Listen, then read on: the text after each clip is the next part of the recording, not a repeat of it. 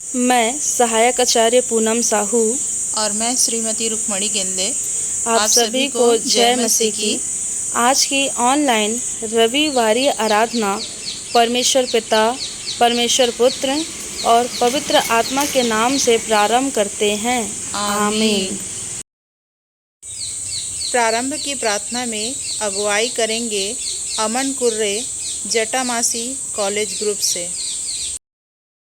अति महान सामर्थी सच्चे अनुग्रहकारी प्रेमी पिता परमेश्वर, आपके प्रिय बेटे प्रभु यीशु मसीह के पवित्र धन्य नाम से आपके चरणों के समीप आते हैं और आपको हृदय की गहराइयों से पिता लाखों लाखों धन्यवाद देते हैं कि आपने हमें बीती रात सुखदाई भरी नींद दिया और सुबह का सुंदर प्रकाश दिखाया और आज के इस सुंदर संगति का हिस्सा बनाया पिता, ताकि हम सब एक मन एक चित्त होकर आपकी स्तुति आराधना आत्मा और सच्चाई से करने पाए पिता।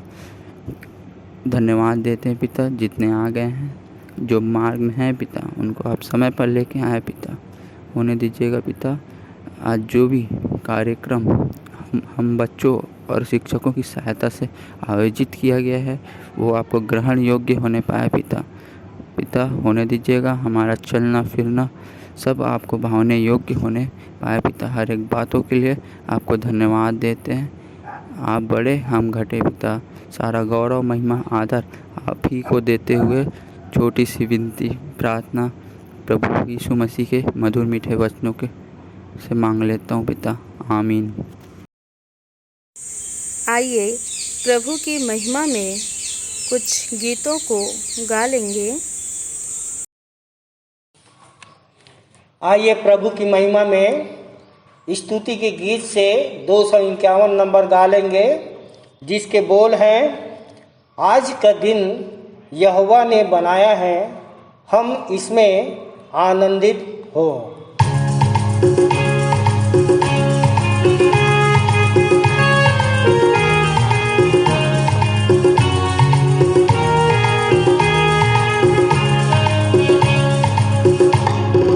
आज का दिन यहोवा ने बनाया है, हम इसमें आनंदित हो, आनंदित हो।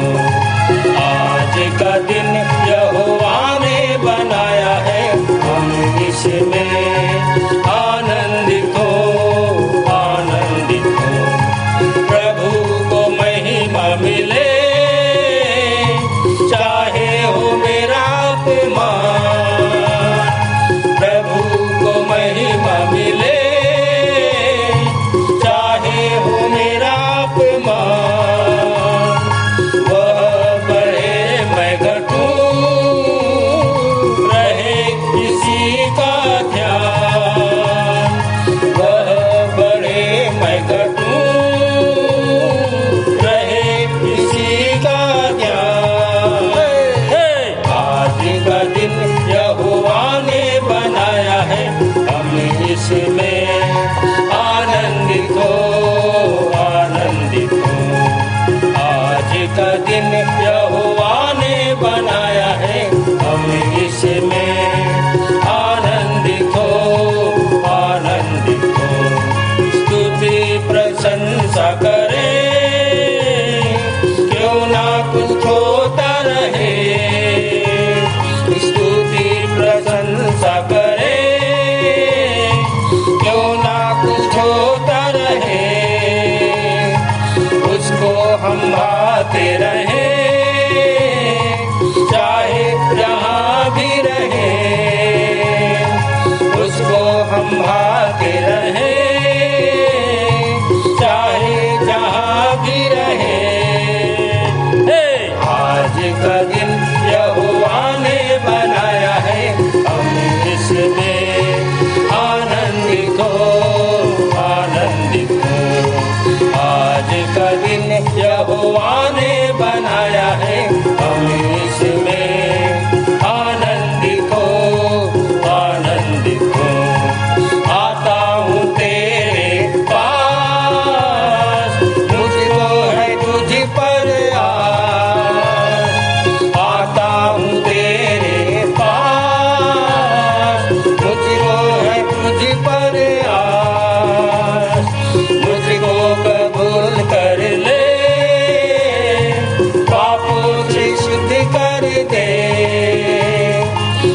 को कबूल कर ले, पापों से शुद्ध कर दे। आज का दिन यहोवा ने बनाया है, हम इसमें आनंदित हो, आनंदित हो। आज का दिन यहोवा ने बनाया है, हम इसमें आनंदित हो, आनंदित हो। जीवन से ज्योति जले, जीवन ऐसा बने, जीवन से ज्योति जले, जीवन ऐसा बने। ज्योति में चल हम सके, यही दुआ है तुझसे। ज्योति में चल हम सके, यही दुआ है तुझसे। आज का दिन यहोवा ने बनाया है, हम इसमें आनंदित हो, आनंदित हो। आज का दिन यहोवा ने बनाया है, हम इसमें आनंदित हो, आनंदित हो, आनंदित हो, आनंदित हो, आनंदित हो, आनंदित हो।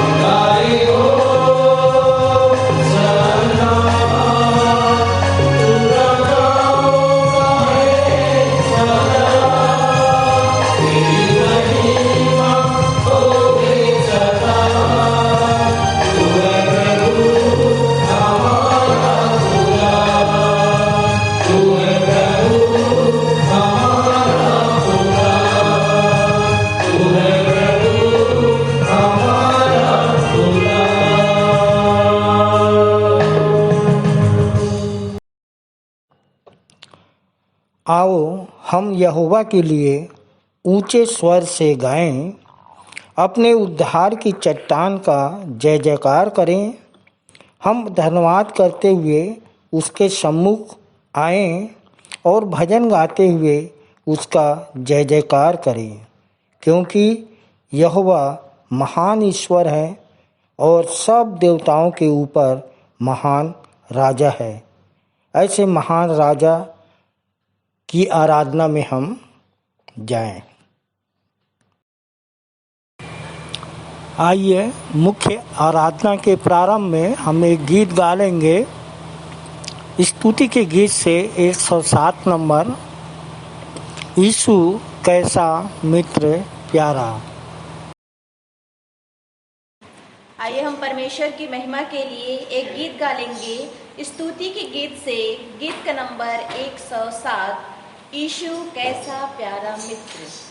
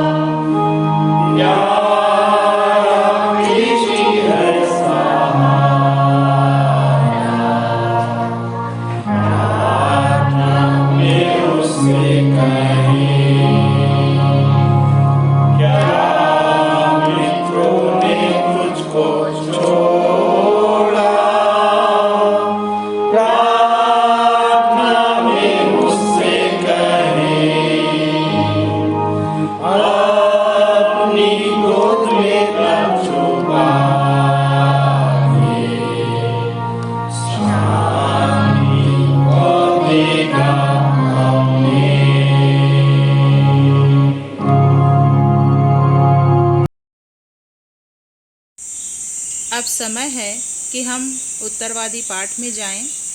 उत्तरवादी पाठ निकाल लेंगे। दूसरा कुरिन्थियों उसका दूसरा अध्याय 1 से 17 पद तक पढ़ने में अगुवाई करेंगे कुमारी सोनिया धुरी और आशीष कुर्रे, जो कि इंटरमीडिएट मेहंदी ग्रुप से हैं। आप सबको जय मसीह की। मेरा नाम सोनिया धुरी है। मैं चाटीरी से आती हूँ और कक्षा 9वीं में पढ़ती हूँ। आप सभी को जय मसीह की। मेरा नाम आशीष कुर्रे है। मेरे को मसीह में आए 8 वर्ष हो चुके हैं। मैं कक्षा 10वीं में पढ़ता हूँ। आइए हम उत्तरवादी की रीति से दूसरा कुरिन्थियों उसका दूसरा अध्याय 1 से 17 तक पढ़ेंगे, जिसका पहला पद मैं पढ़ूंगी और दूसरा पद आप भाई आशीष के साथ पढ़िएगा। अतः मैंने अपने लिए यह निश्चय किया कि पुनः दुख देने तुम्हारे पास न आऊं। क्योंकि यदि मैं तुम्हें दुख पहुंचाऊं तो मुझे सुखी कौन करेगा सिवाय उसके जिसे मैंने दुख पहुंचाया। और यही बात मैंने तुम्हें लिखी कि आकर मैंने उनसे दुख न पाऊं जिनसे मुझे आनंद मिलना चाहिए। और मुझे तुम सब पर यह भरोसा था कि जो मेरा आनंद है वही तुम सबका भी हो। मैंने तुम्हें बड़े क्लेश और हृदय वेदना से आंसू बहा बहा कर लिखा था, इसलिए नहीं कि तुमको दुख पहुँचे, परंतु इसलिए कि तुम उस प्रेम को जान सको जो मुझे विशेषकर तुम्हारे प्रति है। पर यदि किसी ने दुख दिया है तो उसने केवल मुझे नहीं, परंतु यदि बढ़ा चढ़ा कर ना कहूँ तो थोड़ा बहुत तुम सबको भी दिया है। ऐसे व्यक्ति के लिए बहुमत से जो दंड दिया गया वही पर्याप्त है। इसके विपरीत तुम उसे क्षमा करो और शांति दो, कहीं ऐसा ना हो कि वह अत्यधिक शोक में डूब जाए। इसलिए मेरा तुमसे आग्रह है कि तुम उसे अपने प्रेम का प्रमाण दो। मैंने तुम्हें इस अभिप्राय में लिखा कि तुम्हें परखूं कि तुम हर बात में आज्ञाकारी हो या नहीं। परंतु जिसे तुम किसी बात में क्षमा करते हो उसे मैं भी क्षमा करता हूँ, क्योंकि वास्तव में मैंने जो कुछ क्षमा किया है, यदि मुझे कुछ क्षमा करने को था, मसीह की उपस्थिति में तुम्हारे कारण किया है। कि शैतान हमसे कोई लाभ ना उठा, क्योंकि हम उसकी युक्तियों में से अनजान नहीं हैं।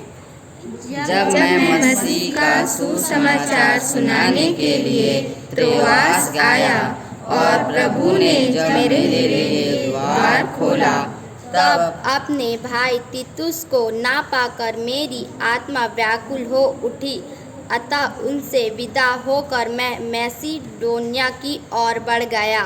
परंतु परमेश्वर का धन्यवाद हो जो मसीह के द्वारा अपने विजयोत्सव में हमारी अगुवाई करता है और हमारे द्वारा अपने ज्ञान की मधुर सुगंध हर जगह फैलाता है।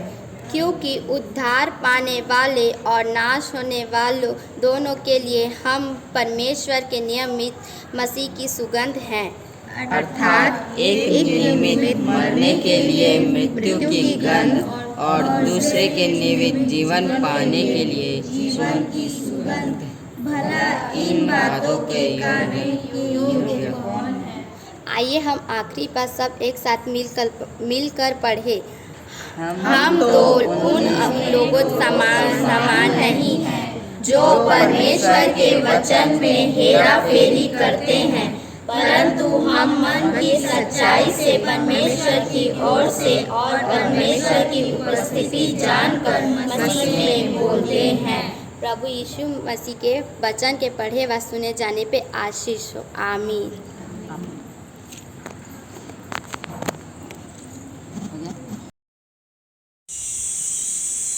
आइए हम सब एक साथ मिलकर विश्वास वचन बोल लेंगे जो पाया जाता है स्तुति के गीत पृष्ठ क्रमांक 2 और हमन गाना गावो के पृष्ठ क्रमांक 15 में। आइए हम विश्वास वचन बोलें। मैं सर्वशक्तिमान पिता पर स्वर्ग और पृथ्वी के सृजनहार परमेश्वर पर विश्वास रखता हूँ।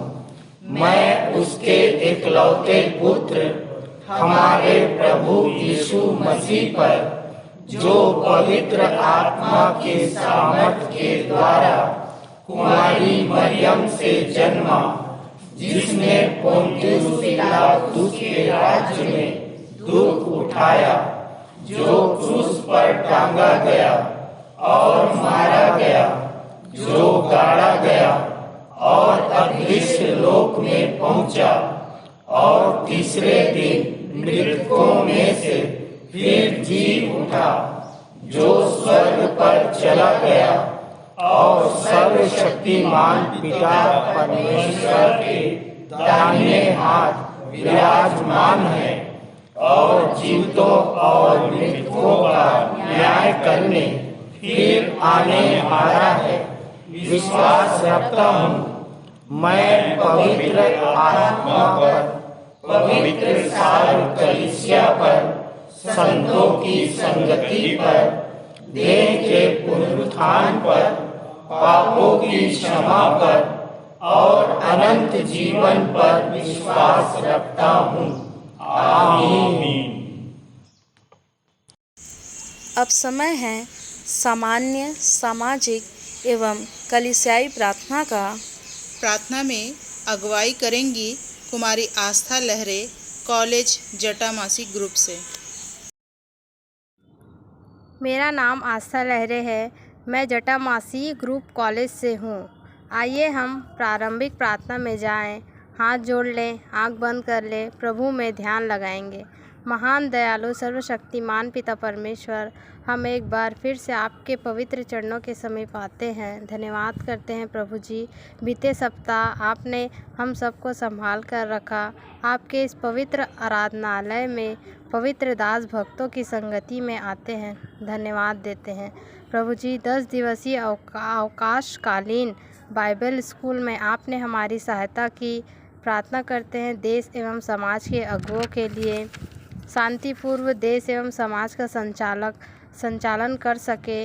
आज के दिन जहाँ कहीं आराधना होती है, उन हर एक स्थानों में आपकी उपस्थिति को चाहते हैं। कलीसिया के विभिन्न घटकों के लिए प्रार्थना करते हैं, चाहे वह संडे स्कूल हो, महिला सभा हो, जवान सभा हो, संचालक गण, आचार्य गण, सभी को आपके हाथों में सौंपते हैं। आपकी ज्ञान, बुद्धि, समझ, शक्ति की आत्मा सबके जीवन में चाहते हैं। प्रभु जी, हम प्रार्थना करते हैं मिशन कंपाउंड के लिए, जहाँ पर हम आपकी शांतिपूर्वक आराधना करने पाते हैं। इस संस्था को भी आशीषित कीजिए। आज का हमारे गीतों का गाया जाना, भेंटों का दिया जाना, गवाही एवं सारे VBS के टीचर्स एवं बच्चों का समर्पण आपको ग्रहण योग्य होने पाए। प्रभु जी, आगे की आराधना को आपके हाथों में सौंपते हैं। आप ही अल्फ़ा ओमेगा हो। प्रभु जी, आज जितनी भी नई आत्माएं आई हैं, उन सब के लिए भी, उन सब की मनोकामनाओं को भी आपके हाथों में सौंपते हुए छोटी विनती प्रभु यीशु मसीह के नाम से मांगते हैं, आमीन। ये समय है संदेश का। संदेश लेकर आ रहे हैं Bharat Chaturvedani, intermediate class, Mehndi group से, और इनके संदेश का विषय है हम मसीह की सुगंध हैं। 2 कुरिन्थियों 2:15 पर आधारित। आप सभी को जय मसीह की। मेरा नाम भारत चतुर्वेदानी है। मैं कक्षा 11वीं में पढ़ता हूँ। मुझे प्रभु यीशु मसीह में आए 5 वर्ष हुए हैं। आज मुझे विश्वासी मंदिर अवकाशकालीन बाइबिल साला 2022 के थीम हम मसीह की सुगंध है 2 कुरिन्थियों 2:15 पर संदेश देने का अवसर दिया गया है। मैं परमेश्वर पिता का और संचालक मंडल एवं VBS टीचर्स का धन्यवाद करता हूं, जिन्होंने मुझे संदेश देने का अवसर दिया। 2 कुरिन्थियों 2:15 में लिखा हुआ है, क्योंकि हम परमेश्वर के निकट उद्धार पाने वालों और नाश होने वालों दोनों के लिए मसीह की सुगंध है। गंध 2 प्रकार के होते हैं। पहला सुगंध, अच्छी खुशबू। दूसरा दुर्गंध अर्थात बदबू। प्रियो, हमारी नाक अच्छी खुशबू सुगंध लेना चाहती है, ना कि दुर्गंध। वचन कहता है कि हम मसीह की सुगंध है, पर कैसे हमारे अंदर मसीह की सुगंध आ सकती है? जब तक हम यीशु मसीह को जानते मानते नहीं थे, तब तक मसीह की सुगंध हम में नहीं थी। विश्वासी मंदिर की स्थापना का उद्देश्य किसी को भी ईसाई जाति बनाने का नहीं, पर मसीह बनाने का है, जिसका अर्थ होता है बचाने वाला। मारने वाले से बचाने वाला बड़ा होता है। 2 कुरिन्थियों 13:5 के अनुसार अपने आप को परखो कि विश्वास में हो कि नहीं, अपने आप को जांचो। क्या तुम अपने विषय में यह नहीं जानते कि यीशु मसीह तुम में है? नहीं तो तुम निकम्मे निकले हो। विश्वास में मजबूत बनकर मसीहा कैसे बन सकते हैं। प्रेम की परिभाषा किसी खोजी, भ्रमित, आवश्यकमंद व्यक्ति को सच्चे परमेश्वर अर्थात यीशु मसीह के ज्ञान व आचरण से अवगत कराना ही प्रेम है। जब हम किसी को गुरु मंत्र देते हैं तब हम बचाने वाले बन जाते हैं, अर्थात मसीहा हमारे अंदर काम करने लगता है। मसीहा का मन परमेश्वर के वचन एवं संगति में बने रहने से आता है। दाऊद कहता है, मैंने तेरे वचन को हृदय में रख छोड़ा है कि तेरे विरुद्ध पाप ना करूं। सो हमारे निरंतर वचन, प्रार्थना, संगति में बने रहना है ताकि मसीहा का मन सुगंध हम में बना रहे। हम छोटे बच्चे हैं, लेकिन प्रभु हमारे अंदर हमारे द्वारा भी मसीह की सुगंध फैलाता है। जैसे दूसरा राजा 5 अध्याय में सेनापति नामान के यहाँ बंदी बनकर आई काम करने वाली छोटी लड़की ने अपने स्वामी को कोढ़ से चंगाई पाने के लिए सोमरोन के भविष्यद्वक्ता एलीशा के पास जाने को कहा। नामान कोढ़ी जब एलीशा के पास गया, उसकी बात माना, तब चंगाई पाई। सुगंध को देखा नहीं जा सकता बल्कि महसूस किया जा सकता है। इसलिए हम भले ही छोटे हैं, परंतु फिर भी हम मसीह के वचन संगति में रहते हैं, तो हम जहाँ कहीं भी रहे लोगों के बीच में मसीह की सुगंध फैलाते हैं। लोगों को महसूस होता है जैसे मरियम ने यीशु के पैर में जटामासी का इत्र उंडेला तो पूरा घर खुशबू से भर गया। वैसे ही हमको इस संसार में मसीह की खुशबू फैलाना है। अपने व्यवहार, बोलचाल, काम से प्रकट करना है। उत्पत्ति में आदम हव्वा ने परमेश्वर की आज्ञा ना मानकर जिस फल को खाने मना किया था, उसे खा लेने के द्वारा अपने अंदर मृत्यु, पाप रूपी दुर्गंध ले आए। परमेश्वर ने उस दुर्गंध से बचाने के लिए अपने इकलौते पुत्र यीशु मसीह को क्रूस पर बलिदान कर दिया। उसके लहू से हमारे पाप धुल गए और अब हम परमेश्वर की आज्ञा मानकर प्रेम करते हैं तो मसीह की सुगंध हमारे अंदर आती है। प्रभु हम सबको ऐसी आशीष सामर्थ्य दे कि हम सब निरंतर वचन, संगति, प्रार्थना में बने रहकर दूसरों को गुरु मंत्र बांटकर मसीह की सुगंध फैलाते रहे। आप सभी को जय मसीह की।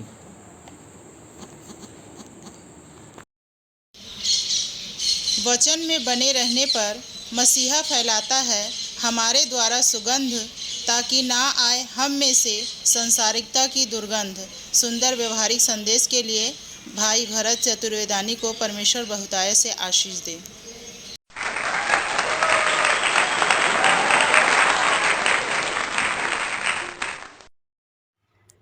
आप सबों को जय मसीह की।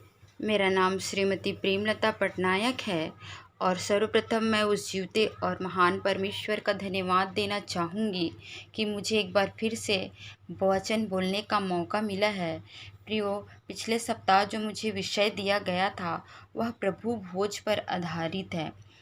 प्रियो, प्रभु भोज जो है वह परमेश्वर की एक आज्ञा है जिसे हम विश्वासियों को बड़ी गंभीरता और पवित्रता के साथ लेना चाहिए। प्रभु भोज की शुरुआत स्वयं प्रभु यीशु ने की थी। लिखा है, जब वो खा रहे थे तो यीशु ने रोटी ली और आशीष मांग कर तोड़ी। मत्ती 26:27-28। प्राचीन कलीसिया के लोग जब भी इकट्ठा हुआ करते थे तो प्रभु यीशु की याद में रोटी तोड़ते थे। प्रेरित 2:46।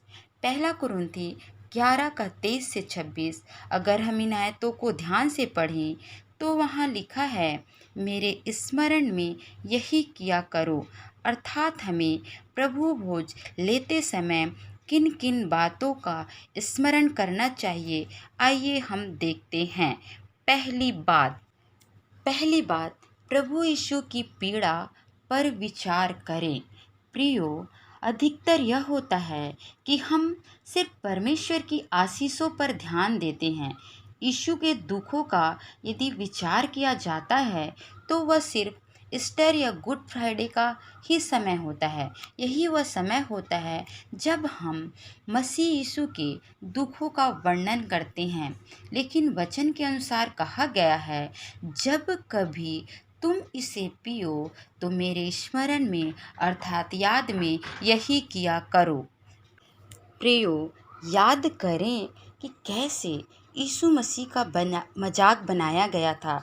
याद करें प्रियो, यीशु ने आपके और मेरे लिए कैसे दुख उठाया था। याद करें उस समय को जब कांटों का मुकुट उन्हें पहनाया गया था और कितने कांटे उनके सिर में चुभे होंगे।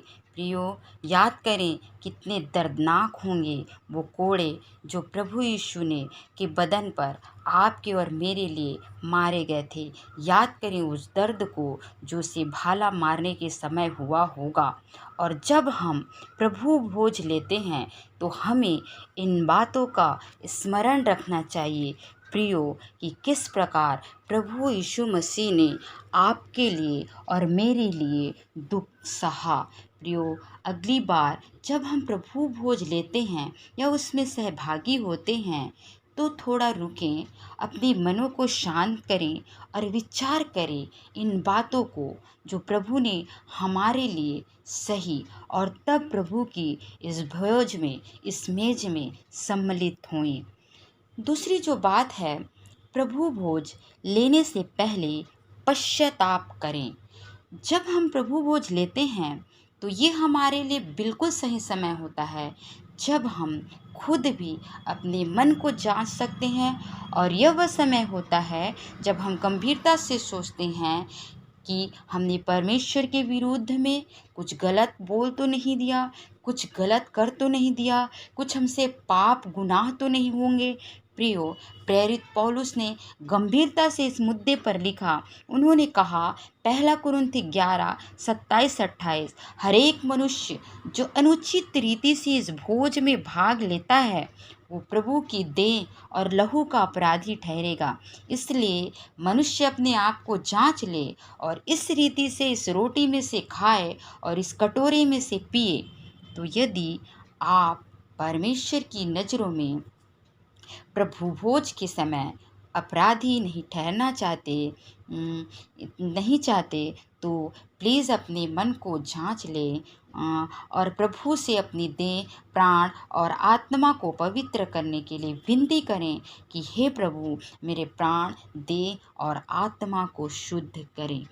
प्रियो, प्रेरित पौलुस आगे लिखते हैं, इसी कारण तुम में से बहुत से निर्बल और रोगी और बहुत से सो भी गए। पहला कुरिन्थी 11:31, क्यों निर्बल हो, क्यों रोगी हो, क्यों कुछ लोग मर भी गए? क्योंकि प्रभु की देह को अनुचित रीति से लिया, सीरियसली नहीं लिया। आगे पहला कुरिन्थी 11:31, यदि हम अपने आप को जांचते तो दंड ना पाते। तो जब भी हम प्रभु भोज लेते हैं तो अपने पापों का पश्चाताप करें, तौबा करें, अपने मन को जांच लें कि मेरा मन ठीक है परमेश्वर के प्रति या नहीं। तब ही इस प्रभु की भोज में, इस मेज में सम्मिलित हुए। तीसरी जो बात है, परमेश्वर का धन्यवाद करें। धन्यवाद करें क्योंकि प्रभु ने हमको हमारे गुनाहों में मरने नहीं दिया, वरन वो खुद आपके और मेरे स्थान पर मर गए।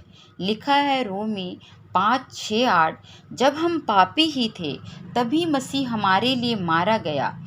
प्रभु भोज हमें इस बात का रिमाइंड कराता है कि हमारे स्थान पर प्रभु यीशु मसीह मर गया, इसलिए हमें परमेश्वर पिता का धन्यवाद करना चाहिए। और प्रियो, प्रभु भोज लेने से पहले मैंने जो 3 बातें आपको बताई, पहली जो बात है, हमें प्रभु यीशु मसीह के उस दर्द को याद करना है, उस पीड़ा पर विचार करना है। दूसरी बात जो है, हमें अपने गुनाहों और अपराधों का पश्चाताप करना है, प्रभु से माफ़ी मांगना है। और तीसरी जो बात है, हमें परमेश्वर का धन्यवाद करना है क्योंकि जो दुख हमें सहने थे, जो पीड़ा हमें उठानी थी, जो मृत्यु हमें सहनी थी, उस मृत्यु को प्रभु ने मेरे लिए अपने ऊपर ले लिया। प्रियो, जब इन 3 बातों को स्मरण करते हैं, याद करते हैं और परमेश्वर का धन्यवाद देते हैं, तब हम प्रभु भोज लें और तब हमारा प्रभु का भोज लेना सार्थक होगा। परमेश्वर अपने इस छोटे से वचन पर आप सबों को आशीष दे। आमीन। प्रभु भोज पर सुंदर संदेश देने के लिए आचार्य श्रीमती प्रेमलता पटनायक जी को धन्यवाद। प्रभु उन्हें और उनके पूरे परिवार को बहुतायत से आशीष दे।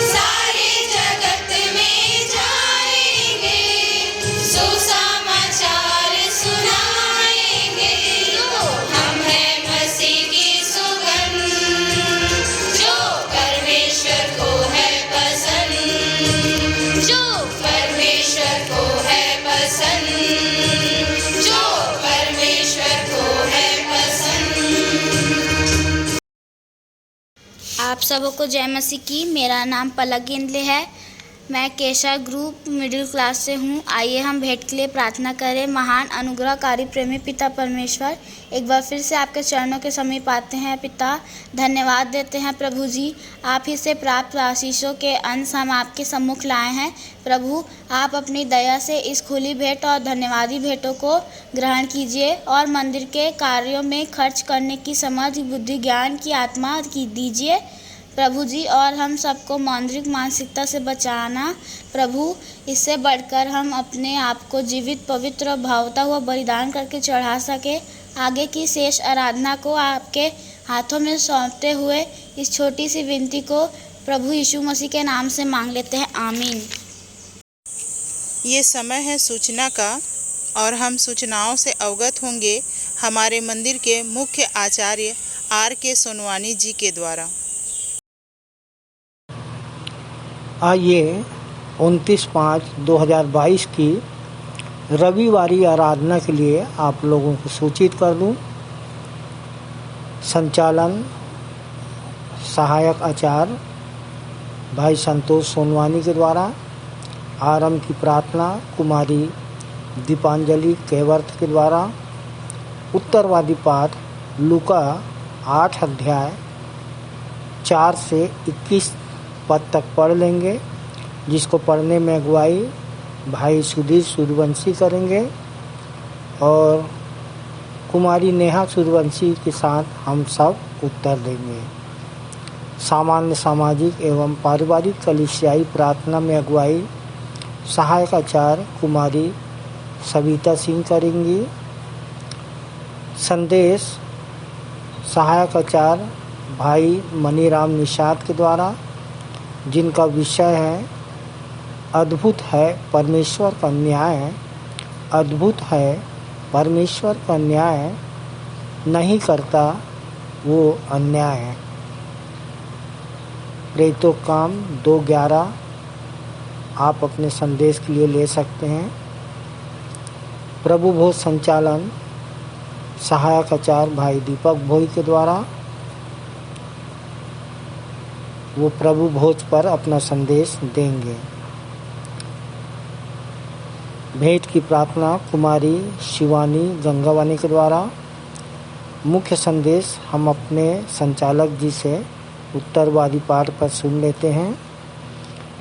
अंतिम प्रार्थना सहायक आचार्य भाई प्रवीण जैसल के द्वारा और अपनी सह संचालिका डॉक्टर अल्पना राम जी की आशीष से सभा का समापन करेंगे। धन्यवाद। आइए अंत में सुन लेते हैं अपने मंदिर के संचालक जी के द्वारा पिछले सप्ताह के संदेशों की समीक्षा, मंदिर की वर्तमान स्थिति एवं भविष्य की योजनाएं तथा आज के उत्तरवादी पाठ पर संक्षिप्त टिप्पणी।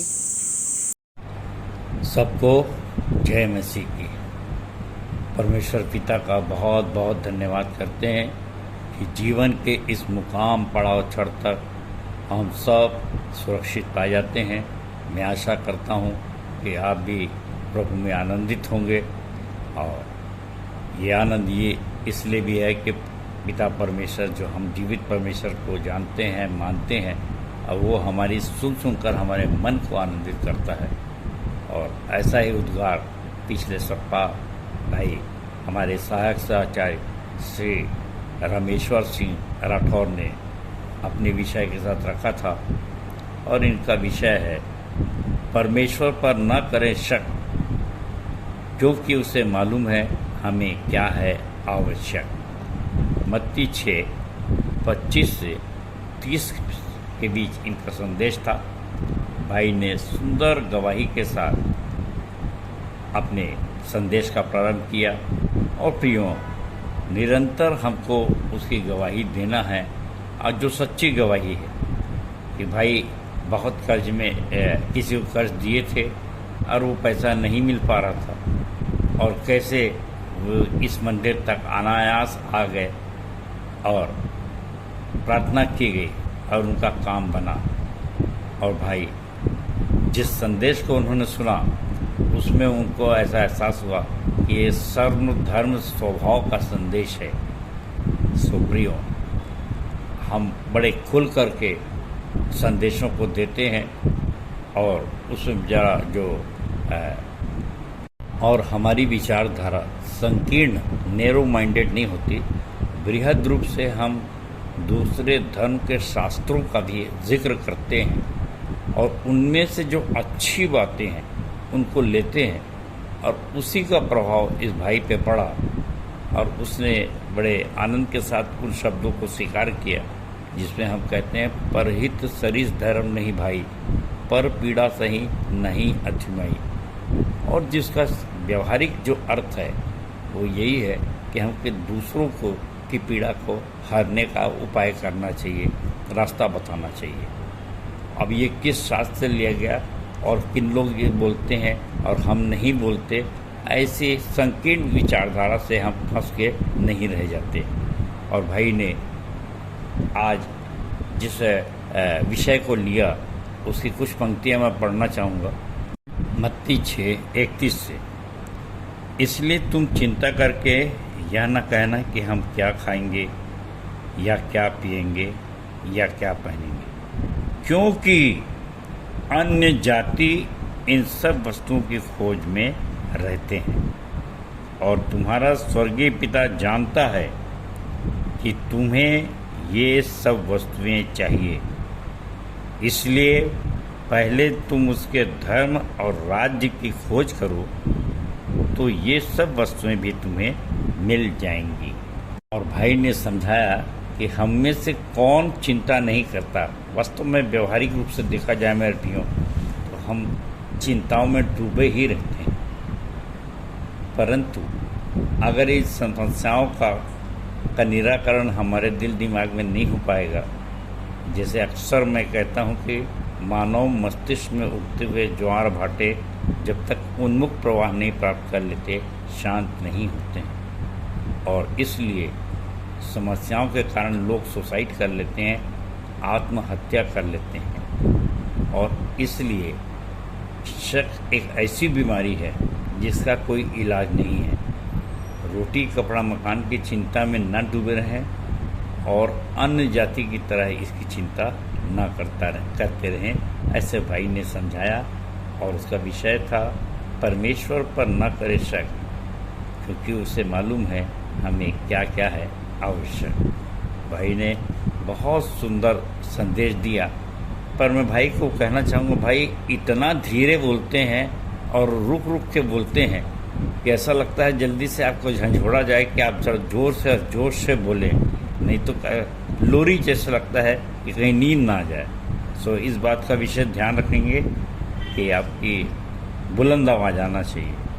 और भाई का कविता लंबी थी पर कुछ 4 लाइनें मैं उनकी बताना चाहूँगा। यदि परमेश्वर वन की घास को सजाता है, यदि परमेश्वर वन की घास को सजाता है, कैसा अनोखा है ये ज्ञान, और उसका उपयोग क्या तू समझ पाता है? परमेश्वर के प्रेम को समझ और न कर उस पर शक, क्योंकि स्वर्गीय पिता जानता है हमारे लिए क्या क्या है आवश्यक।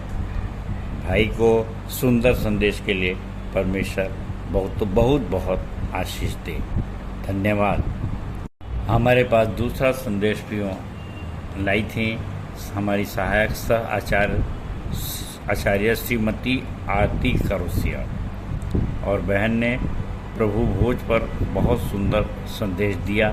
प्रभु भोज का संचालन किया। यूहन्ना 6:53 से 57 पढ़ा। और मनुष्य के पुत्र का मांस खाना और लहू पीना क्यों आवश्यक है, बहुत अच्छे ढंग से समझाया। 1 कुरिन्थियों 11:28 के अनुसार उन्होंने कहा, अपने आप को जांचो और अपराधी न हो प्रभु बोझ को लेने के द्वारा, और बिना जांचे यदि हम पर बोझ लेते हैं तो दंड पाते हैं। और इसीलिए उचित रीति से ही प्रभु भोज में हाथ डाला जाए। जो अनुचित रीति से हाथ डालते हैं कितने बीमार हैं और कितने मर भी गए। सो इसकी गंभीरता को बहन ने बहुत अच्छे ढंग से समझाया। और मेरे प्रियो, एक बहुत ही चर्चित एवं विवादित भाग उन्होंने पढ़ा, पहला कुरिन्थियों 10 का और 20 और 21, और जहाँ इस प्रकार से लिखाया है कि अन्य जाति जो बलिदान करते हैं वे परमेश्वर के लिए नहीं परंतु दुष्ट आत्माओं के लिए बलिदान करते हैं, और मैं नहीं चाहता कि तुम दुष्ट आत्माओं के सहभागी हो। तुम प्रभु की कटोरी और दुष्ट आत्माओं के कटोरे दोनों में से नहीं पी सकते। तुम प्रभु की मेज और दुष्ट आत्माओं की मेज दोनों के साक्षी नहीं हो सकते। क्या हम प्रभु को रिस दिलाते हैं? क्या हम उससे शक्तिमान हैं? प्रियो, ये कितना विवादित विषय हो सकता है। सीधे सीधे अर्थ में आप समझते हैं, परंतु अक्सर जब इस पर चर्चा होती है तो मैं उस भाग को भी अक्सर चर्चा में लाता हूँ, और इस विषय पर अक्सर चर्चा होती है कि हमें प्रसाद इत्यादि खाना चाहिए या नहीं खाना चाहिए, बाइबिल क्या कहती है। और मैं बाइबिल को जस की तस मानने के लिए भी तैयार हूँ, परंतु मेरे प्रियो, एक ऐसा भी प्रकरण है जहाँ पे पहला कुरिन्थियों 9 में पौलुस लिखता है 22वां पद में, मैं निर्बलों के लिए निर्बल सा बना कि निर्बलों को खींच लाऊं। मैं सब मनुष्यों के लिए सब कुछ बना हूँ कि किसी न किसी रीति से कई एक का उद्धार कराऊं। बहुत समय ऐसा होता है यहाँ पर कैसे खींच लाऊं। यदि अगर डिटेल पढ़ें 19 से लेकर के आगे की पंक्तियों में, तो 23 में कहता है, मैं सब कुछ सुसमाचार के लिए करता हूँ कि औरों के साथ उसका भागी हो जाऊँ। सो मेरे प्रियो, यहाँ पर हम कौन सा आचरण कर रहे हैं, हमारा उद्देश्य क्या है, और क्या हम किसी न किसी रीति से उसका उद्धार करा रहे हैं। तो बहुत से समय बहुत सी चर्चाएं होती रहती हैं, और इस पर मैं सिर्फ इतना कहना चाहूँगा और बड़ी जिंदा दिली से कि आपका उद्देश्य क्या है। और ऐसा तो नहीं कि आप उनको लेने गए हैं और खुद भी उनके समान हो गए। जैसे अक्सर उदाहरण दिया जाता है कि कोई व्यक्ति नदी में बह रहा है और आपको उसको बचाना है। अब वो जानबूझकर कूदा या कैसे कूदा, या मजबूरी में फिसल गया, या कुछ दुर्घटनावश ऐसा हो गया, ये सब बातें बहुत सी हो सकती हैं। परंतु जब बचाना है तो आपको नदी में कूदना पड़ेगा, और ऐसा ना हो कि आप भी बह जाएं। तो आप इतने एक्सपर्ट हों, अच्छा स्टंट कर सकते हो और कॉन्फिडेंस है, तब तो जाइए और निश्चित रूप से उसको भी खुद भी बचिए और उसको भी बचाइए। और इसके लिए आपको जो आचरण करना पड़ता है, तो उस आचरण में ये जो पहला कुरिन्थियों 10 का जो 20वां पद हमने यहाँ पे पढ़ा है, और उस 22वां पद में यहाँ पे पढ़ना चाहूँगा, क्या हम प्रभु को रिस दिलाते हैं? क्या हम उससे शक्तिमान हैं, या फिर प्रभु को आनंदित कर रहे हैं? तो ये आपके ऊपर डिपेंड करता है कि आप इसका मूल्यांकन स्वयं करें। अब पिछले सप्ताह के मैंने जो वचन दिया था वो था रोमी 8:1-17 पर आधारित। और प्रियो, यहाँ पर शरीर और आत्मा के विषय में बताया गया है कि हमको निश्चित करना है, सुनिश्चित होना है कि हम आध्यात्मिक व्यक्ति हैं या फिर शारीरिक। और मैं सोचता हूँ व्यक्तिगत रूप से सब कोई अपने आप को आध्यात्मिक ही कहते हैं। कौन मंच पे आके अपने आप को शारीरिक कहेगा? और यदि शारीरिक है तो उसको आध्यात्मिक बनना है। और मैंने मत्ती 26 का 41वां पद भी आपके सामने पढ़ा था कि आत्मा तो तैयार है परंतु शरीर दुर्बल है। सो आत्मिक और आध्यात्मिक व्यक्ति की पहचान के लिए मैंने 2 संदर्भ दिया था। एक तो यूहन्ना 2:17 से कि तेरे घर की धुन मुझे खा जाएगी, और दूसरा कुरिन्थियों 11:3 जिसमें कि मैं तुम्हारे विषय में ईश्वरीय धुन लगाए रहता हूँ। सो प्रियो, आप संसार में भी देख सकते हैं कि किसको मंदिर की धुन होती है, कौन आपके विषय में ईश्वरीय धुन लगाया है और कैसे कैसे तैयारी किया है। और हमारी तो सब बातें एकदम ट्रांसपेरेंट हैं, पारदर्शी हैं। पारदर्शिता है हम में, हमारे वचनों में, हमारे कार्यों में। और मैं याद करता हूँ कि पिछले सप्ताह बेटी मोनल पल्लवी नहीं सोनल मल्लिका भोपाल वाली जो ब्राउन है, उनके चैनल में बहन डॉक्टर अल्पना राम ने एक बहुत अच्छा संदेश दिया। और वो संदेश था कि देख, तू तो जिएगा देखने से यीशु की ओर। और उस संदेश में उस बहन ने बताया कि हमको देखना है, और देखने ही से यूहन्ना 3:11-12 पूरा हो सकता है कि हम उसकी गवाही दे सकते हैं। अब जो दिखेगा नहीं उसके लिए हम क्या कर सकते हैं। यहाँ पर मैं बताना चाहता हूँ प्रियो कि एक बहुत चर्चित विषय है रेस्क्यू टीम। जब भी कोई किसी संकट में फंस जाता है तो अक्सर टीवी में आता है, कोई गड्ढे में गिरा हुआ है, कोई पोल में चढ़ गया है, कहीं किसी बिल्डिंग में आग लग गई है, और कैसे रेस्क्यू टीम वहाँ पे जाती है और उसको बचाती है और अपने प्राण की बाजी लगा कर के लोग कार्य करते हैं। और हमको भी ऐसे ही समझना है कि हम भी एक रेस्क्यू टीम के मेंबर हैं, सदस्य हैं। और 1 कुरिन्थियों 9:22 इसीलिए आपके सामने पढ़ा गया कि मैं सबके लिए सब कुछ बना के किसी न किसी तरीके से हर एक का उद्धार कराऊं। इतने आनंद की बात है कि अगर हम इस लोगों को बचाते बचाते मर भी जाएं तो प्रकाशित वाक्य 2:7वां पद हमारे लिए निश्चित रूप से लागू होगा, जहाँ पर ये लिखा है, जो जय पाए उसे जीवन के पेड़ में से फल खाने को दूंगा जो परमेश्वर के स्वर्गलोक में है। सो प्रियो, कितने आनंद की बात है कि जीना भी फायदेमंद है और मर जाना भी लाभ है। सो प्रियो, थके और बोझ से दबे लोगों के लिए, जो कर्ज में डूबे हुए हैं, आत्महत्या करने जा रहे हैं, जिनके पास कोई भी अब आशा नहीं है, उन सब को बचाएं, प्राण की बाजी लगाकर बचाएं। और जब आप ऐसा करेंगे तो निश्चित रूप से परमेश्वर को प्रसन्न कर सकेंगे। परमेश्वर हर एक सदस्य को हमारे विश्वासी मंदिर के ऐसी हिम्मत, ऐसे साहस दे और ऐसा बनाए।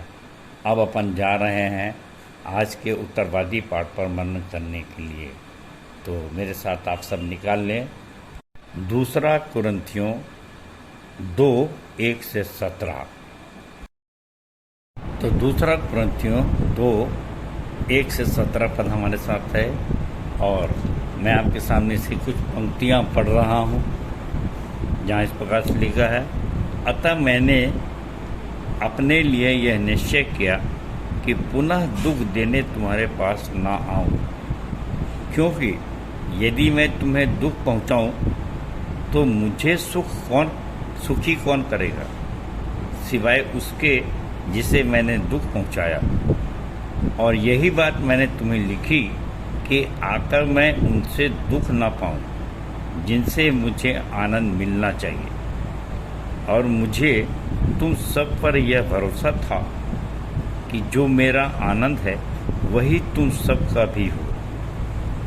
मेरे प्रियो, कितनी सुंदर बात है कि मैं आनंदित हूँ और इतना सब कुछ करता हूँ। पौलुस कहता है कुरिन्थियों की मंडली को, तो मैं भी आनंद के साथ तुमसे मिलूं और तुम भी आनंद के साथ मुझसे मिलो। जब हम ही आनंद आपस में आनंदित नहीं रहेंगे तो फिर दूसरों को कैसे आनंद पहुंचाएंगे। और अंदर ही अंदर हम एक दूसरे से कूद रहे हैं, एक दूसरे की टांग खींच रहे हैं, एक दूसरे पे शक कर रहे हैं, एक दूसरे को अपने से बड़ा कहना चाहिए तो छोटा समझ रहे हैं। तब ये कैसे परमेश्वर का काम आगे बढ़ेगा। क्योंकि चौथे पद में उसने कहा, मैंने तुम्हें बड़े क्लेश, हृदय वेदना से आंसू बहा बहा कर लिखा था, इसलिए नहीं कि तुमको दुख पहुँचे, परंतु इसलिए कि तुम उस प्रेम को जान सको जो मुझे विशेषकर तुम्हारे प्रति है। एक विशेष प्रेम है। कई बार उड़ावपुत्र की कहानी में हम देखते हैं कि बाप के प्रेम को बेटा नहीं समझ पा रहा है, और अक्सर मैंने कहा कि उम्र का और अनुभव का एक बड़ा फासला होता है प्रिय। जब देर सवेर वो समझता है तब फिर वो प्रभु में आता है, पश्चाताप करता है, और फिर वो भी आनंदित होता है, बाप भी आनंदित होता है, और नहीं तो पता नहीं बाप को क्या भला बुरा कहता होगा।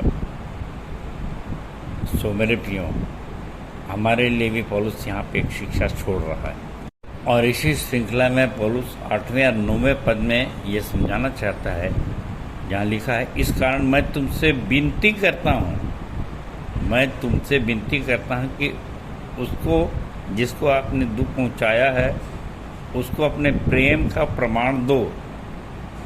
मेरे प्रियो, स्कूलों में जब गुरुजी सिखाते हैं, बच्चे को जब प्रताड़ना देते हैं तो पहले तो उसको दुख होता है, बाद में जब वो समझता है तो आप प्रमाण तो दे दो, लेकिन ज़रूरी नहीं कि वो प्रमाण को तुरंत समझ ले। और आपको प्रताड़ना भी करना है, जैसे कि इब्रानियों में पत्री में कहा कि यदि तू अपने पुत्र की प्रताड़ना नहीं करता है तो वो व्यभिचार की संतान हो जाता है। सो एक बड़ा संकट है कि हम किसी को समझाएं कैसे। और मैं तो ये भी महसूस करता हूँ, किसी को प्रमाण भी दिखाओ तो भी शैतानी शक्तियाँ जो हैं वो हाथ में हाथ धर के नहीं बैठी रहती, और वे उसको भड़का ही देती हैं, अपने कब्जे में ले ही लेती हैं। और कैसे छुड़ाना है हमको, तो की पत्री के अनुसार 23वें पद में, बहुतों को आग में से झपट कर निकालो और बहुतों पर भय के साथ दया करो, वरन उन वस्त्र से भी घृणा करो जो शरीर के द्वारा कलंकित हो गया है। सो मेरे प्रियो, झपट कर निकालना है, और ये कर्तव्य है जो करना ही है। और यहाँ पर पौलुस एक महत्वपूर्ण बात कह रहा है मेरे प्रियो 9वें पद में, क्योंकि मैंने इसलिए भी लिखा था कि तुम्हें परख लूँ कि सब बातों के मानने के लिए तैयार हो कि नहीं। बहुत सी बातें, बहुत से दर्शन, बहुत से प्रकाशन और बहुत से काम हमारे विश्वासी मंदिर में लोगों को दिए जाते हैं, और बहुत से लोग अनमने ढंग से करते हैं, और बहुत से लोग खुशी से करते हैं, बहुत से लोग आज्ञा नहीं मानते। और मैं देखता हूँ, मैं परखता हूँ सबको कि जब मैंने कहा सामने आके बैठो तो वो पीछे बैठेंगे, कटे कटे से रहते हैं। मेरे प्रियो, लक्षण दिखाई देते हैं शैतान के, और शैतान के विषय में आज मैंने जो शिक्षा दिया मॉर्निंग डिवोशन में, और उसमें यही था कि प्रारंभ का जो शैतान था वो बरगलाता था। आदम हवा को उसने बरगलाया, उपदेश दिया कि नहीं, वो जो पहली आत्मा तुम्हारे साथ थी जो दावा करती है कि तू निश्चय मर जाएगी अगर इस फल को खाओगे तो, परंतु मैं कहता हूँ तुम निश्चय न मरोगे। देखिए कैसे सब्ज बाग दिखा दिया उसने, और बात उसी की मान लिए। पता नहीं उसने कौन सी मोहनी दिया। पहले के शैतान जो था उसने वह बरगलाता था, परंतु आज का शैतान जो है वो समाता है। और आपको मालूम है यहूदा इस्करियोती के अंदर समा गया। सो प्रियो, जो यीशु मसीह के पास चेले थे उनमें जब वो समा सकता है तो मैं और आप कौन सी हस्ती है जिसके अंदर वो ना समा सके। और इसीलिए मैं कहता हूँ कि हमेशा जागते रहो और आत्मिक उन्माद में भरे रहो। इसलिए भी कि हम सब में लोभ, क्रोध, मोह, डर, ईर्ष्या, व्यभिचार, निराशा, दुचित्तापन, घमंड ऐसे बहुत से कारण हैं जिसके मार्फत वो हमारे अंदर घुस ही जाता है, समा जाता है। और इसीलिए 11वें पद में पौलुस समझाता है कि शैतान का हम पर दांव न चले, क्योंकि हम उसकी युक्तियों से अनजान नहीं हैं। मेरे प्रियो, मैं भी इंक्लूड हूँ। शैतानी शक्ति से बचने का खूब अच्छा उपाय बना के रखिए, क्योंकि हम एक दूसरे पर दोष नहीं लगाते। मैं भी उसके ग्रिप में आ जाता हूँ।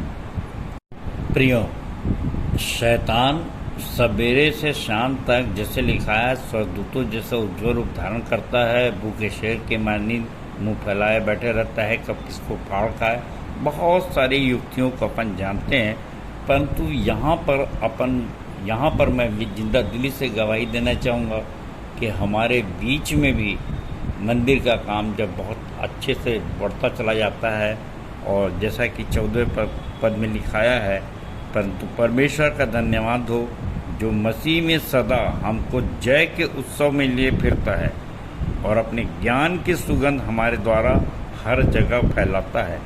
सो प्रियो, हम एक के बाद एक उत्सव यहाँ पर मनाते रहते हैं, और अक्सर मैं उसको गिनाता हूँ कि हमारा क्रिसमस का पर्व तो होता ही है, उसके बाद हमारा लंच भी हो, पिकनिक वगैरह होती है जनवरी में, और उसके बाद मत्तू घाट मेले का पर्व होता है, और इसके बाद हम ईस्टर पर्व वगैरह मनाते हैं, और उसके बाद देखिए डेली वेकेशन का पर्व आ गया। और इन सब पर्वों के बीच में से हमारे बीच में जब एक आत्मा को जीते हैं, तो जैसा लिखा है लूका 15:7वें पद में कि मैं तुमसे कहता हूँ कि इसी रीति से एक मन फिराने वाले पापी के विषय में भी स्वर्ग में इतना ही आनंद होगा जितना कि 99 ऐसे धर्मियों के विषय में नहीं होता जिन्हें मन फिराने की आवश्यकता नहीं है। सो प्रियो, एक आत्मा के जीतने से जब स्वर्ग में आनंद होता है तो कितनी अच्छी बात है कि हम लोग कैसे पर्व मनाते होंगे इसका अंदाज बाहरी व्यक्ति कोई नहीं लगा सकता, लेकिन कम से कम विश्वासी मंदिर के लोग तो लगा ही सकते हैं। सो प्रियो, हम शैतान की युक्तियों से अनजान नहीं हैं, जान रहे हैं, और इसीलिए उसका दांव हम पर नहीं चलता, और इसीलिए हम हमेशा उत्सव मनाते रहते हैं, और हमको जय के उत्सव में वो लिए भी फिरता है, और अपनी ज्ञान की सुगंध भी हमारे द्वारा फैलाता है। क्यों? क्योंकि हम पर परमेश्वर के निकट उद्धार पाने वालों और नाश होने वालों दोनों के लिए मसीह के लिए सुगंध है। हम तो चेतावनी दे देते हैं और बता देते हैं, भैया ऐसा करोगे तो ऐसा पाओगे, नहीं करोगे तो नहीं पाओगे। ये प्रेम है, ये विश्वास है, ये पाप है और ये उद्धार है। सारी चीज़ लिखकर हमने बता दिया और उसको आचरण में करके भी दिखा रहे हैं। और इसके पश्चात अगर कोई भटकता है, दूर दूर रहता है, तो उस पर दांव चल जाता है शैतान, और फिर वो बड़ी मुश्किल में हंसता मुस्कुराता है। ये आर्टिफिशियल दिखावटी आनंद उसके पास आता है, और हम नेचुरल आनंद की बात कर रहे हैं, स्वाभाविक खुशी जो सवेरे से शाम तक हम आनंदित रहते हैं, जय के उत्सव को मनाते रहते हैं, क्योंकि जानते हैं कि एक आत्मा आती है, और जैसा वचन लिखा है, हे थके और बोझ से दबे लोगों मेरे पास आओ, मैं तुम्हें विश्राम दूंगा। प्रभु यीशु मसीह ने कहा, और आज वही कार्य हम कर रहे हैं कि दबे हुए, खोजी, भ्रमित, आवश्यकमंद व्यक्तियों को सच्चे परमेश्वर के ज्ञान एवं आचरण से अवगत कराना ही प्रेम है। और जिसके पास आँख हो आँखें देख ले कि क्या हम वो प्रेम कर रहे हैं कि नहीं कर रहे हैं। पहले प्रारंभ में मुझे खोजना पड़ता था, राजी करना पड़ता था एक आत्मा को लाने के लिए, और आज तो सुबह से इतनी आत्मा आती है कि बड़ी भीड़ होती है और मेरे को दूसरों का सहारा लेना पड़ता है। अपने चेलों का जाओ भाई, इनको तुम समझाओ, इनको तुम समझाओ, इनको तुम इधर ले जाओ, उधर ले जाओ इत्यादि। प्रियो, पुराने नियम में तो पेंतकुस्त का पर्व और फसह का पर्व, बहुत से पर्व मनाए जाते थे, परंतु आज हमारे बीच में जो विश्वासी मंदिर में रहता है, यूहन्ना 3:11-12 की गवाही का पर्व, कितना आनंद आता है कि हम जो जानते सो कहते हैं, और उसके विषय में जब हम बताते हैं और लोग बड़े आश्चर्यचकित होकर उसे विश्वास करते हैं और अपने आप को भाग्यशाली भी समझते हैं। और गुरु मंत्र बांटने का पर्व, कितने लोग कितने आनंदित होते हैं और कितनों के जीवन में ये चमत्कार हो रहा है, और ये हमको ऊपर से उसने ज्ञान दिया, तब जा कर के ये परिचय मिल पाया। और नए विश्वासियों के जीतने का पर्व, और हमारी सुनकर वो हमारे मन को आनंदित रखता है, और ये आनंद रहने का पर्व, यानी कितने ऐसे पर्व हैं। अभी हमारे यहाँ बहुत से लोग बैचलर ऑफ थियोलॉजी, BD और डॉक्टर ऑफ बाइबल की डिग्रियाँ ले आए हैं, पर कितने आनंद की बात है कि हम एक पर्व मनाते हैं, UAS की डिग्री देने का पर्व, यूनिवर्सल एडमिनिस्ट्रेटिव सर्विसेज। क्यों? क्योंकि जैसे गलातियों 1:11 पौलुस ने कहा, मुझको जो ज्ञान आया है ऊपर से आया है, और स्वर्ग और पृथ्वी का सारा अधिकार मुझे दिया गया है। तो ये कैसा जश्न है। फिर कर्ज में दबे हुए लोग, जो बोझ से दबे हैं, जिसके लिए यीशु मसीह ने कहा कि मेरा अभिषेक कंगालों को सुसमाचार सुनाने के लिए किया गया है, बंधुओं को छुटकारे का पर्व। याद करता हूँ कि एलिशा ने कैसे उस विधवा का, जिसके के पास कर्ज बहुत था, और उससे कहा तेरे पास है क्या, बस जो कुछ उसके पास थोड़ा तेल था ले आया, उसे आशीषित किया, और उसे इतना तेल हो गया कि उसने अपना कर्ज भी पाट लिया। यीशु मसीह ने कहा तुम्हारे पास 5 रोटी और 2 मच्छी है, कुछ है खाने को? तो लोगों ने लाया 5 रोटी 2 मछली, और उसने उसे आशीषित किया। कितने लोग खाए और तृप्त हो गए। बोलिए ये कैसा जश्न है। अरे आग में जाने का जश्न तो शद्रक, मेशक, अबेदनगो ने मनाया। बोले कितने आनंद की बात है कि हम परमेश्वर के लिए आग में गए। कितने आनंद का जश्न मनाया शेरों के साथ दानियल ने, और मूसा ने इस्राएलियों को समुद्र के पार करवाया। कितना आनंद मनाया, कैसा जश्न था। प्रियो, लूका 15:7 का मैंने पढ़ा था कि एक आत्मा जब एक पापी जब मन फिराता है तो स्वर्ग में स्वर्गदूत आनंद मनाते हैं। ये पर्व कैसा है, और वैसा आनंद आज हम मना रहे हैं सवेरे से शाम तक। जैसा पौलुस ने 17वें पद में कहा, क्योंकि हम उन मनुष्यों के समान नहीं जो परमेश्वर के वचन में मिलावट करते हैं, परंतु मन की सच्चाई से और परमेश्वर की ओर से परमेश्वर को उपस्थित जानकर मसीह में बोलते हैं। सो मेरे प्रियो, हम तो लिख के रखे हैं कि हमारा उद्देश्य सब जाति को किसी ईसाई जाति के बनाने का नहीं है हमारा उद्देश्य, परंतु सबको मसीहा बनाने का है। सो मसीह में सच्चाई और खराई से जो काम करते हैं, निश्चित रूप से वो हर किस्म हमेशा पर्व मनाते रहेंगे, और परमेश्वर करे आपको हमेशा जय के उत्सव में वो लिए फिरे, और परमेश्वर अपने वचन के पढ़े जाने पर, कहे जाने पर आशीष दे। सबको जय मसीह की, जय मसीह की और जय मसीह की। उत्तरवादी पाठ पर सुंदर, सारगर्भिक एवं व्यवहारिक संदेश देने के लिए हम अपने संचालक जी को बहुत बहुत धन्यवाद देते हैं।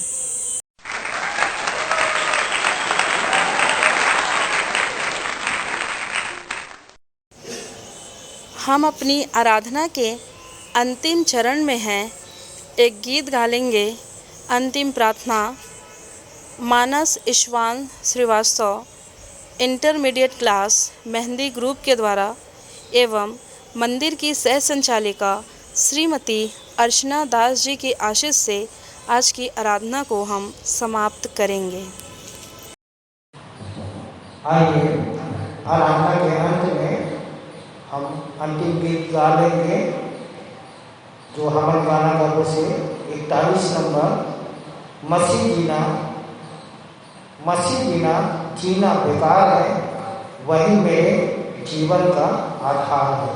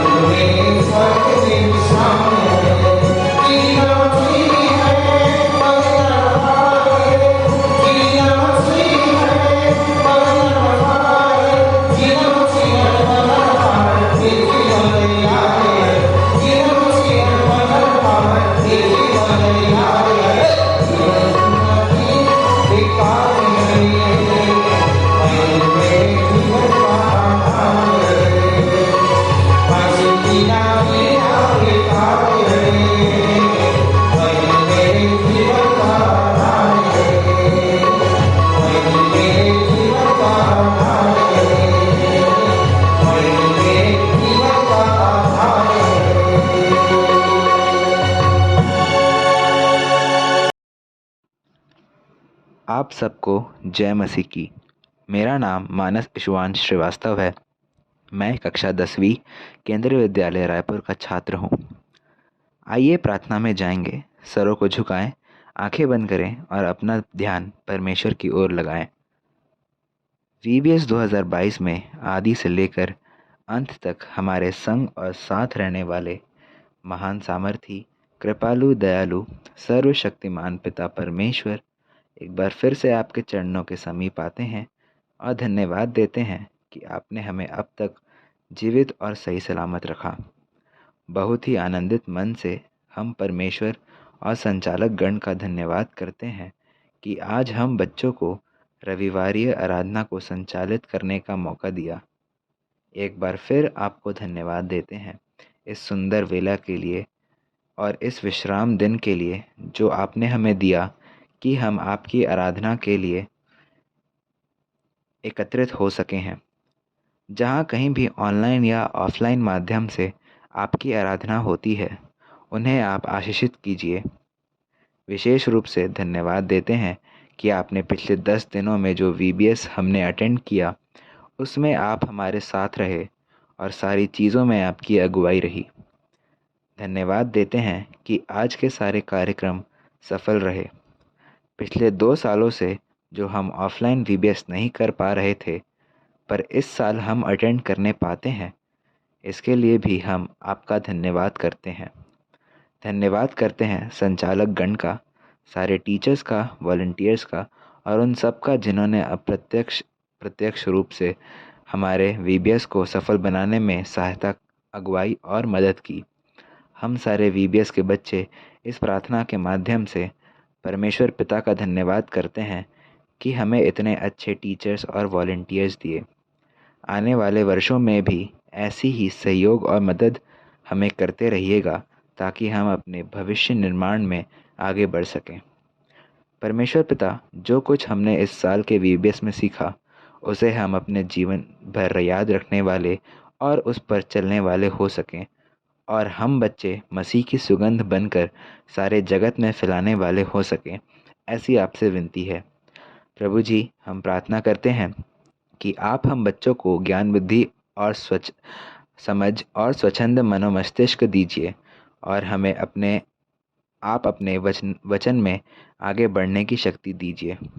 प्रार्थना करते हैं प्रभु जी कि जितने भी विश्वासी भाई बहन आपसे प्रार्थना विनती करते हैं या विश्वासी मंदिर ग्रुप में नाम आते हैं या विश्वासी मंदिर के रजिस्टर में लिखवाए हैं या फिर कॉल किए हैं प्रार्थना कराने के लिए, आप उन सब की प्रार्थनाओं को सुनकर उनके कष्टों को दूर कीजिए और उनकी मुरादों को पूरा कीजिए। सब बातों को आपके हाथ में सौंपते हुए, देह प्राण आत्मा आपके हाथ में सौंपते हुए इस छोटी सी विनती को हमारे उद्धारकर्ता प्रभु यीशु मसीह के नाम से मांग लेते हैं। आमीन। हे हमारे पिता, तू जो स्वर्ग में है, तेरा नाम पवित्र माना जाए, तेरा राज्य आए, तेरी इच्छा जैसे स्वर्ग में पूरी होती है, वैसे ही इस पृथ्वी पर भी पूरी हो। हमारे दिन भर की रोटी आज हमें दे और जैसे हमने अपने अपराधियों को क्षमा किया है, वैसे ही तू भी हमारे अपराधों को क्षमा कर और हमें परीक्षा में न डाल, परंतु बुराई से बचा, क्योंकि राज्य, पराक्रम और महिमा सदा तेरे ही हैं। आमीन। आइए आशीष ग्रहण करें। अब शांति का परमेश्वर आप ही तुम्हें पूर्णतः पवित्र करे और तुम्हारी आत्मा और प्राण और देह हमारे प्रभु यीशु मसीह के द्वितीय आगमन तक पूरी रीति से निर्दोष और सुरक्षित रहें। तुम्हारा बुलाने वाला विश्वास योग्य है और वह ऐसा ही करेगा।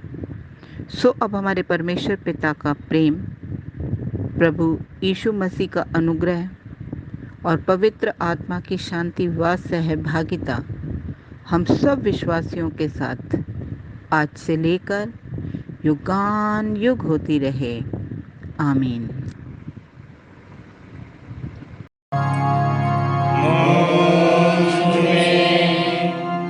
यीशु की शोभा दिखाई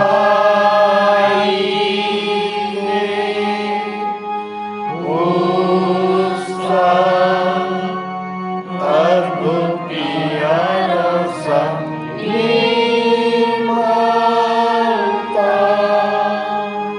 हेतु आत्मा